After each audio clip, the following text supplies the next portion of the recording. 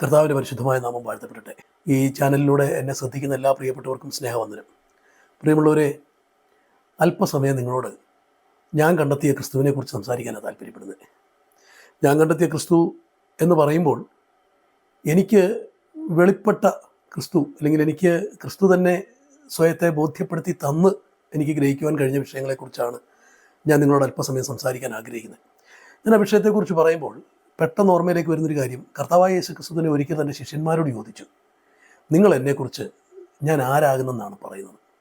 അപ്പോൾ ശിഷ്യന്മാർ പറഞ്ഞു, നീ ആ പ്രവാചകനാണ്, നീ ഏലിയാവാണ്. ഇങ്ങനെ പലതരത്തിലുള്ള അഭിപ്രായങ്ങളൊക്കെ അവിടെ നടന്നു. ഇതിനിടയ്ക്ക് പത്രോസ് പറഞ്ഞൊരു കാര്യമുണ്ട്, കർത്താവെ, നീ ജീവനുള്ള ദൈവത്തിൻ്റെ പുത്രനായ ക്രിസ്തു ആകുന്നു പറഞ്ഞു.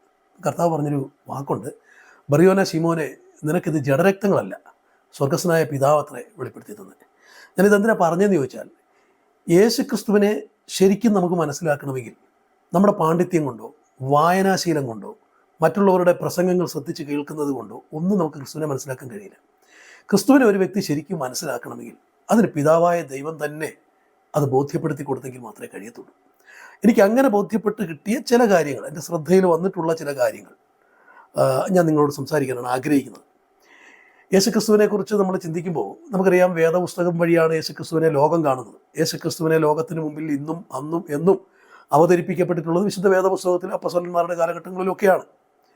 ഈ വേദപുസ്തകത്തിലൂടെ നമ്മൾ പരിചയപ്പെടുന്ന യേശുക്രിസ്തുവിനെക്കുറിച്ച് വ്യത്യസ്ത അഭിപ്രായങ്ങൾ എല്ലാവർക്കും ഉണ്ട് എന്നുള്ളത് ഞാൻ സമ്മതിക്കുന്നു. യേശുക്രിസ്തുവിനെക്കുറിച്ച് അറിവില്ലാതെ ആരും ഇരിക്കത്തില്ല എന്ന് ഞാൻ പൂർണ്ണമായിട്ട് വിശ്വസിക്കുന്നു. കാര്യം എന്ന് വെച്ച് കഴിഞ്ഞാൽ, യേശുക്രിസ്തുവിനെക്കുറിച്ച് ഒന്ന് കേട്ടിട്ടില്ലാത്ത ഒരു 5ാം ക്ലാസ് വിദ്യാർത്ഥി പോലും ഉണ്ടാകത്തില്ല ലോകത്ത്. കാരണം ഏതൊരു വിദ്യാർത്ഥിക്കും സ്കൂളിൽ പോലും പഠിക്കുമ്പോൾ പഠന വിഷയത്തിൻ്റെ ഭാഗമാണ് ചരിത്രം പഠിക്കുക എന്നുള്ളത്. ചരിത്രത്തെ തന്നെ രണ്ടാക്കി തിരിച്ചുകൊണ്ടാണ് പഠിക്കുന്നത്. അതിൽ AD എന്നും BC എന്നും പറഞ്ഞാണ് ചരിത്ര പുരുഷന്മാരെ പഠിക്കുന്നത്. ഇപ്പോൾ ഇന്ത്യയുടെ സ്വാതന്ത്ര്യം എന്ന് കിട്ടിയെന്ന് ചോദിച്ചാൽ AD 1900 എന്ന് പറഞ്ഞുകൊണ്ടാണ് പറയാൻ പോകേണ്ടത്. ഇനി അപ്പുറത്ത് അക്ബർ ചക്രവർത്തി എന്ന് ഭരിച്ചു, അല്ലെങ്കിൽ ഇവിടെ മുഹമ്മദ് ഗസ്നി എന്നാണ് ഭരണം നടത്തിയത്. ഇനി അതുമല്ല, അതിൻ്റെ അപ്പുറത്തോട്ട് പുറമോട്ട് പോയി ശ്രീബുദ്ധൻ എന്നാണ് ഇന്ത്യയിൽ ഉണ്ടായിരുന്നത് എന്നൊക്കെ ചോദിക്കുമ്പോൾ ഒന്നുകിൽ AD അല്ലെങ്കിൽ BC എന്നൊക്കെ പറഞ്ഞു വേണം കാര്യങ്ങൾ അവതരിപ്പിക്കാൻ. അപ്പോൾ AD BC എന്ന് പറഞ്ഞ് തുടങ്ങുമ്പോൾ തന്നെ അത് പഠിപ്പിക്കുന്ന അധ്യാപകർ നിശ്ചയമായിട്ടും യേശുക്രിസ്തുവിനെ പഠിപ്പിച്ചേ പറ്റും. അപ്പോൾ യേശുക്രിസ്തുവിനെ കുറിച്ച് ലോകത്തിലുള്ള സകലമാന വ്യക്തികൾക്കും അറിയാം. അവനൊരു ചരിത്ര പുരുഷനായിട്ട് നിൽക്കുകയാണ്. പക്ഷേ അറിവിൽ വ്യത്യസ്തതയുണ്ട്. ചിലർക്ക് യേശുക്രിസ്തു രോഗസൗഖ്യദായകനാണ്, ചിലർക്ക് യേശുക്രിസ്തു ഒരു സോഷ്യലിസ്റ്റ് വിപ്ലവകാരിയാണ്, ഒരു സാമൂഹിക പരിഷ്കർത്താവാണ്, മറ്റു ചിലർക്ക് അവൻ ദൈവമാണ്, മറ്റു ചിലർക്ക് അവൻ രോഗസൗഖ്യദായകനാണ്, അത്ഭുത കാര്യങ്ങൾ ചെയ്യുന്ന വ്യക്തിയാണ്. ഇങ്ങനെ ഒത്തിരി കാര്യങ്ങൾ, അഭിപ്രായങ്ങൾ യേശുക്രിസ്തുവിനെ കുറിച്ചുണ്ട്. ഈ അഭിപ്രായങ്ങളെല്ലാം എനിക്കുമുണ്ട്. എന്നാൽ ഈ അഭിപ്രായങ്ങൾക്കൊക്കെ അപ്പുറത്ത് ഞാൻ കണ്ടെത്തിയ ഒരു ക്രിസ്തുവുണ്ട്. ആ ക്രിസ്തുവിനെ കുറിച്ച് പറയാനാണ് ഞാൻ ആഗ്രഹിക്കുന്നത്. പ്രിയപ്പെട്ടവരെ, നമുക്കറിയാം, ലോകത്ത് വിവിധ മതങ്ങളുണ്ട്, വിവിധ മതങ്ങൾ അവതരിപ്പിക്കുന്ന ദൈവങ്ങളുണ്ട്, അല്ലെങ്കിൽ വിവിധ രാഷ്ട്രീയ പാർട്ടിയുണ്ട്, അതിൻ്റെ നേതൃത്വങ്ങളുണ്ട്, വിവിധ സംഘടനകളുണ്ട്, അതിൻ്റെ നേതൃത്വങ്ങളുണ്ട്, മതനേതാക്കന്മാരുണ്ട്. ഇവരിൽ നിന്നൊക്കെ വ്യത്യസ്തനായിട്ട് യേശുക്രിസ്തുവിനെ ഞാൻ കാണുന്നു. ഇവരിൽ നിന്നൊക്കെ വ്യത്യസ്തമായിട്ട് ഞാൻ യേശുക്രിസ്തുവിനെ കാണുമ്പം നമുക്ക് വേദപുസ്തകം തന്നെ എടുത്ത് പരിശോധിച്ച്, വേദപുസ്തകത്തിൽ ആദ്യം നമ്മൾ പഴയ നിയമവും പുതിയ നിയമം എന്ന് പറഞ്ഞ 2 നിയമമുണ്ട്. ഇതിൽ ഈ പഴയ നിയമ ഭാഗത്ത് മനുഷ്യനോട് ദൈവം ഇടപെടുന്ന രീതികളൊന്ന് വിലയിരുത്തുക, പുതിയ നിയമത്തിൽ ഇടപെടുന്ന രീതികളൊന്നും വിലയിരുത്തുക. പഴയ നിയമത്തിൽ ഇടപെടുന്ന എങ്ങനെയാണ്? ദൈവം ഒന്നുകിൽ ദൂതന്മാരെ അയക്കും, അതല്ലെങ്കിൽ ദൈവം എന്ത് ചെയ്യുക, ആരെങ്കിലും ഒരാളെ വിളിച്ച് അശരീരിയായിട്ട് അവനോട് സംസാരിക്കുക, എന്നിട്ട് അവനെ പറഞ്ഞ് മറ്റുള്ളവരുടെ മുമ്പിൽ വിടുക, മറ്റുള്ളവരെ കൊണ്ട് പ്രവർത്തിപ്പിക്കുക. ഒന്നീ ദൂതന്മാരെ കൊണ്ട് പ്രവർത്തിപ്പിക്കുക, അല്ലെങ്കിൽ മനുഷ്യരെ കൊണ്ട് പ്രവർത്തിപ്പിക്കുക. ഇതായിരുന്നു ദൈവത്തിൻ്റെ ഒരു നിലപാട്. സെയിം ഇതേ നിലപാടിലാണ് ഇന്ന് പലരും പോകുന്നത്. ഇന്ന് പല മത നേതാക്കന്മാരും, ഇനി പല മതങ്ങളും അവതരിപ്പിക്കുന്നവരും, അല്ലെങ്കിൽ രാഷ്ട്രീയ നേതാക്കന്മാരും സംഘടനാ നേതാക്കന്മാരും ഒക്കെ ചെയ്യുന്നത് ഇങ്ങനെയൊക്കെ തന്നെയാണ്. അവരുടെ ഉള്ളിലെ ചിന്തകൾ അല്ലെങ്കിൽ ആശയങ്ങൾ അവരാഗ്രഹിക്കുന്ന അളവിൽ അവരാഗ്രഹിക്കുന്ന ജനത്തെ മോൾഡ് ചെയ്യാനായിട്ട്, നടത്തിയെടുക്കാനായിട്ട് അവർ ചെയ്യുന്നത് മറ്റുള്ളവരെ ഉപയോഗിച്ചത് കൈകാര്യം ചെയ്യുക എന്നുള്ളതാണ്. എന്നാൽ ഇതിൽ നിന്ന് തികച്ചും വ്യത്യസ്തമായിട്ടാണ് വേദപുസ്തകത്തിലെ പുതിയ നിയമം എന്ന് പറയുന്ന പുസ്തകം നമുക്ക് പരിചയപ്പെടുത്തി തരുന്ന യേശുക്രിസ്തു.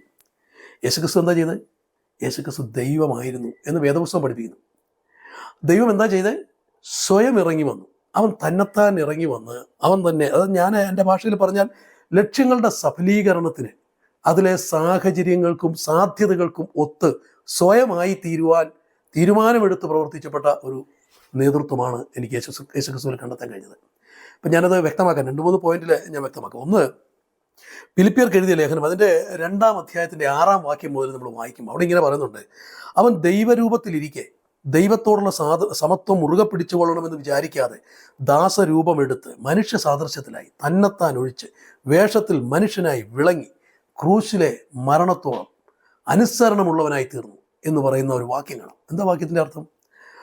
ദൈവമാണ്, ദൈവ സാദൃശ്യത്തിലാണ്, ദൈവത്തോടുള്ള സമത്വത്തിൽ ഇരിക്കുകയാണ്. ആ സമത്വത്തിൽ ഏകനായി, അല്ലെങ്കിൽ നിക്യാസുന്യാദോസ് പറയുന്ന പ്രകാശം സാരാംശത്തിൽ ഏകത്വമുള്ളവൻ എന്നൊക്കെ പറഞ്ഞ് ആ നിലയിൽ ഇരിക്കുന്ന ദൈവത്തിന് വേണമെങ്കിൽ മുൻകാലങ്ങളിൽ ചെയ്തിരുന്നത് പോലെ ആരെയെങ്കിലും ഒക്കെ അയച്ച് കാര്യങ്ങളൊക്കെ ചെയ്താൽ മതിയായിരുന്നു മനുഷ്യവർഗത്തിൻ്റെ രക്ഷയൊക്കെ. എന്നാൽ ഇവിടെ അങ്ങനെയല്ല. അവൻ സ്വയം ഇറങ്ങി വന്നു. ആരെയാണോ രക്ഷിപ്പാൻ ഉദ്ദേശിക്കുന്നത്, അല്ലെങ്കിൽ എന്താണോ പ്രവർത്തിക്കാൻ ഉദ്ദേശിക്കുന്നത്, തൻ്റെ പ്രവൃത്തി മണ്ഡലത്തിലേക്ക്, കർമ്മപഥത്തിലേക്ക്, അതിലേക്ക് സ്വയം ഇറങ്ങി വന്നുകൊണ്ടാണ് ക്രിസ്തു മനുഷ്യവർഗത്തെ രക്ഷിപ്പാൻ നിലപാടെടുത്തത്. എന്ന് പറഞ്ഞാൽ ഇത്രത്തോളം മഹത്വമുള്ള, ഗുണമുള്ള ഒരു നേതൃത്വത്തെയും വേറെ ലോകത്തെങ്ങും എനിക്ക് കണ്ടെത്താനായിട്ട് കഴിഞ്ഞിട്ടില്ല. ഇപ്പം ഞാനതിന് ഉദാഹരണം പറഞ്ഞ, ഒരു വ്യക്തി വെള്ളത്തിൽ വീണ് നീന്തലറിയാത്തൊരു വ്യക്തിക്ക് വെള്ളത്തിൽ വീണ ആളിനെ രക്ഷപ്പെടുത്തണം. കരയ്ക്കിരുന്നു കൊണ്ട് നീന്താനുള്ള വഴി പറഞ്ഞു കൊടുക്കാൻ ധാരാളം ആളുകൾ കാണും. കരയ്ക്കിരുന്നു കൊണ്ട് പല കാര്യങ്ങളും ഉപയോഗിച്ച് ആ ആളിനെ അവിടെ നിന്ന് കരകയറ്റാനുള്ള ശ്രമം നടത്തുന്നവരുണ്ടാകാം. അതിന് പല മാധ്യമങ്ങൾ ഉപയോഗിക്കുന്നവരുണ്ടാകാം. ഫയർഫോഴ്സിനെ മറ്റ് സഹായങ്ങൾ തേടുന്നവരുണ്ടാകാം. അവരും പല ഉപകരണങ്ങളൊക്കെ ഉപയോഗിക്കുന്നവരുണ്ടാകാം. എന്നാൽ ചില മനുഷ്യർ ഇതിൻ്റെ ഒന്നും പുറകെ നിൽക്കാതെ വെള്ളത്തിൽ വീണവനെ രക്ഷിക്കാൻ അവനും സ്വയം വെള്ളത്തിലേക്ക് എടുത്ത് ചാടും. തൻ്റെ പ്രാണനെ വിലമതിക്കാതെ ആ വെള്ളത്തിലേക്ക്, ഏത് വെള്ളത്തിലേക്കാണോ ഈ വ്യക്തി വീണത്, ഏത് വെള്ളത്തിൽ നിന്നാണോ ആളിനെ രക്ഷപ്പെടുത്തേണ്ടത്, ഏത് ആഴത്തിൽ നിന്നാണോ, എവിടെ നിന്ന്, ഏത് അടിത്തട്ടിൽ നിന്നാണോ രക്ഷപ്പെടുത്തേണ്ടത്, അതേ അടിത്തട്ടിലേക്ക് സ്വയം ഇറങ്ങി വരുന്ന ചില മനുഷ്യരുണ്ട്. പക്ഷേ അങ്ങനെയുള്ള മനുഷ്യരെ പലപ്പോഴും നേതൃത്വങ്ങളിൽ കാണാൻ പറ്റുന്നില്ല എന്നുള്ളതാണ് വസ്തുത. ഇവിടെ ഞാൻ കണ്ടെത്തിയത്, ക്രിസ്തുവിൽ ഏറ്റവും പ്രധാനമായി കണ്ടെത്തിയ കാര്യം അതാണ്. യേശു ക്രിസ്തു ആ സാദൃശ്യവും സമത്വവും ഒക്കെ വിട്ട് ഒരു ദാസരൂപമെടുത്ത് താഴേക്ക് ഇറങ്ങി വന്നു. മനുഷ്യ സാദൃശ്യത്തിലായി മനുഷ്യനോടൊപ്പം നടന്നു. ഈ മറ്റൊരു കാര്യം, സമാനമായ കാര്യമാണ്. അവിടെ ഒരിക്കൽ തന്നെ നമുക്കറിയാം, യേശുക്രിസ്തുവിനെ കുറിച്ച് മൊത്തത്തിലൊരു നിരീക്ഷണം നടത്തിയിട്ട് ചിലർ യേശുക്രിസ്തുവിനെ കുറിച്ച് പറഞ്ഞൊരു കമൻ്റുണ്ട്. ആ കമൻറ്റ് ശിഷ്യന്മാരോട് ഇങ്ങനെ പറഞ്ഞു: നിങ്ങളുടെ ഗുരു പാപികളോടും വേശ്യകളോടും ഒക്കെ കൂടിയ ഭക്ഷണം കഴിക്കുക, അവരുടെ കൂടെ നടക്കുന്നത് എന്ത് പരിപാടി ചെയ്ത്? ഒരു ആത്മീയ ഗുരുവല്ലേ, അതിൻ്റെ ഒരു നിലവാരം കീപ്പ് ചെയ്യണ്ടേ? ഇങ്ങനെ ഈ ചന്തസ്ഥലങ്ങളിലുമൊക്കെ ഇങ്ങനെയുള്ള ആളുകളോടൊപ്പമാണോ സഞ്ചരിക്കേണ്ടത്? അവരുടെ കൂട്ടത്തിലാണോ താമസിക്കേണ്ടത്? അവരിൽ ഒരാളായിട്ടാണോ ജീവിക്കേണ്ടത് എന്നൊക്കെ ചോദിച്ചുകൊണ്ട് ആക്ഷേപിക്കുന്നത്. കാരണം അവരുടെ അറിവിൽ, അവരുടെ ജ്ഞാനത്തിൽ ഒരിക്കലും ഒരു ഗുരു അങ്ങനെ ആകാൻ പാടില്ല. പക്ഷേ എനിക്ക് അത്ഭുതം തോന്നുന്ന വിഷയം അവിടെയാണ്. അത് യഹൂദ ഗുരുക്കന്മാർക്കും യഹൂദ പരീശന്മാർക്കും യഹൂദ റബ്ബിമാർക്കും ലോകത്തെ ഏറ്റവും വലിയ ജ്ഞാനികളും പണ്ഡിതന്മാരും വലിയ വലിയ കണ്ടുപിടുത്തങ്ങൾ നടത്തിയിട്ടുള്ളത് യഹൂദന്മാരാണെന്നാണ് പറയുന്നത്. ഇന്നും യഹൂദന്മാർ ലോകത്തിൻ്റെ ഒന്നാം നിലയിലാണ് നിൽക്കുന്നത്. അതേ യഹൂദന്മാരുടെ ആത്മീയ അഗ്രഗണ്യന്മാർക്ക് പോലും അത്ഭുതം തോന്നുന്ന ഒരു വിഷയമാണ് അവർ അവതരിപ്പിക്കുന്നത്. നിങ്ങളുടെ ഗുരു എന്താ ഇങ്ങനെ പാപികളുടെ മേശകളുടെയും ഒക്കെ കൂടെ നടക്കുന്നത്? അപ്പോൾ യേശു പറഞ്ഞൊരു മറുപടിയുണ്ട്: രോഗികൾക്കാണ് വൈദ്യനെ കൊണ്ട് ആവശ്യം. അപ്പോൾ ഈ പറയുന്ന പാപികളെ രക്ഷിക്കാനാണ് എൻ്റെ തീരുമാനമെങ്കിൽ, അവരെ അതിൽ നിന്ന് ഇടിയിക്കാനാണ് എൻ്റെ നിലപാടെങ്കിൽ, ഞാൻ അവരിൽ ഒരാളായി മാറിയേ മതിയാവൂ. അങ്ങനെ ഇറങ്ങി വന്നവനാണ് യേശുക്രിസ്തു. മറ്റൊരു കാര്യം, യേശുക്രിസ്തു സ്വയം പറയുന്ന മറ്റൊരു കാര്യമുണ്ട്.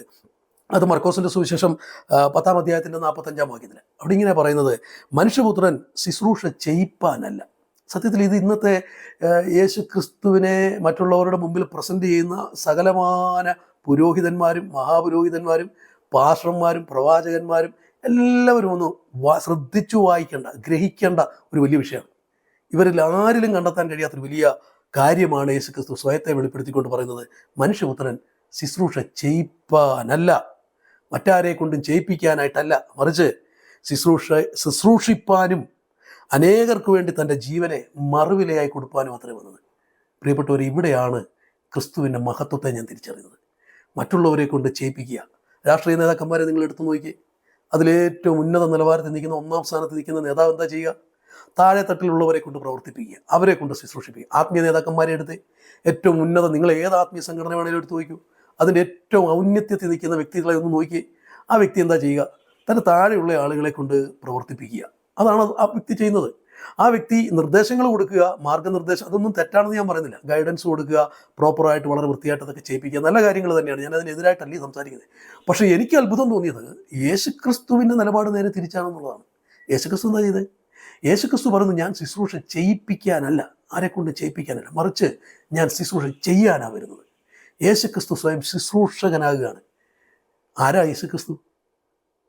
തിരുവെഴുത്ത് പഠിപ്പിക്കുന്നു, ബൈബിൾ പരിചയപ്പെടുത്തുന്നു: അവൻ സകലത്തെയും സൃഷ്ടിച്ചവൻ, അനാദികാലം മുതലുള്ളവൻ, ആദി മുതലുള്ളവൻ, അവൻ സകല മനുഷ്യരുടെയും വെളിച്ചം, ലോകത്തിൻ്റെ സ്ഥാപകൻ, സകലത്തെയും സൃഷ്ടിച്ചവൻ. ഇങ്ങനെയൊക്കെ യേശുക്രിസ്തുവിനെ കുറിച്ച് വെളിപ്പെടുത്തുന്ന ധാരാളം ഭാഗങ്ങളുണ്ട്. ആ ബൈബിൾ പരിചയപ്പെടുത്തുന്ന മഹാദൈവം എന്ന് ബൈബിൾ തന്നെ വിശേഷിപ്പിക്കുന്ന, മഹാദൈവവും നമ്മുടെ രക്ഷിതാവും കർത്താവും എന്ന് ബൈബിൾ തന്നെ വിശേഷിപ്പിക്കുന്ന യേശുക്രിസ്തു എന്താ ചെയ്ത്? താഴേക്ക് ഇറങ്ങി വന്നു. ശുശ്രൂഷിപ്പാനല്ല, ശുശ്രൂഷിക്കുവാനും, അനേകർക്ക് വേണ്ടി തൻ്റെ പ്രാണനെ മറുവിലയായി കൊടുക്കാനുമാണ് വന്നത്. ഇനി ഒരു രണ്ട് കാര്യം കൂടി ഞാൻ പറഞ്ഞ് ഞാൻ അവസാനിപ്പിക്കാം. നിങ്ങൾക്ക് മനസ്സിലാകുന്നതിൻ്റെ ഒരു ബോധ്യം. മറ്റൊരു ഭാഗത്ത് യേശു തൻ്റെ ശിഷ്യന്മാരുടെ കാല് കഴുകുന്നുണ്ട്. എന്നിട്ട് യേശു തന്നെ ശിഷ്യന്മാരോട് പറയുക, ഗുരുവും കർത്താവുമായ ഞാൻ നിങ്ങളെ കാല് കഴുകുന്നെങ്കിൽ, നിങ്ങൾക്കിത് മനസ്സിലാകുന്നെങ്കിൽ നിങ്ങളും ഇങ്ങനെ തന്നെ ചെയ്യണം.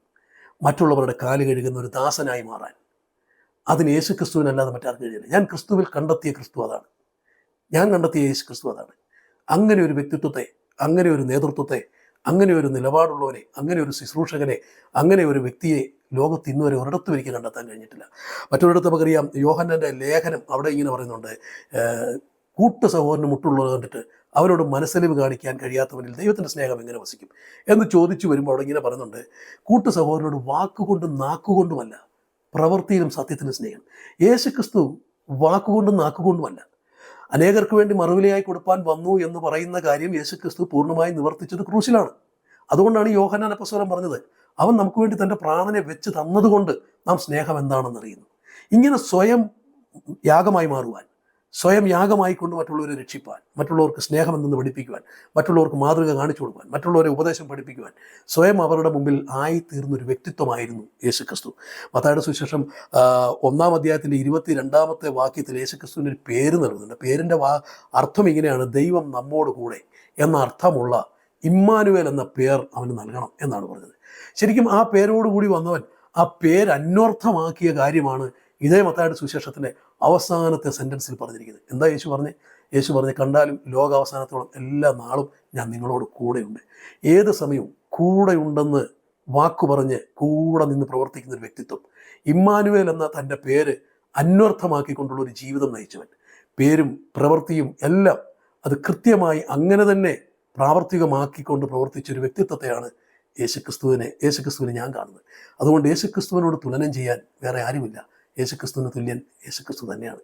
പ്രിയപ്പെട്ടവരെ, യേശുക്രിസ്തുവിനെ കണ്ടെത്തുക. യേശുക്രിസ്തുവിൻ്റെ പ്രവർത്തികളെക്കുറിച്ച് പറയാൻ നമുക്ക് ധാരാളം കാണും. യേശുക്രിസ്തുവിൻ്റെ അത്ഭുതങ്ങളെക്കുറിച്ച് പറയാൻ കാണും.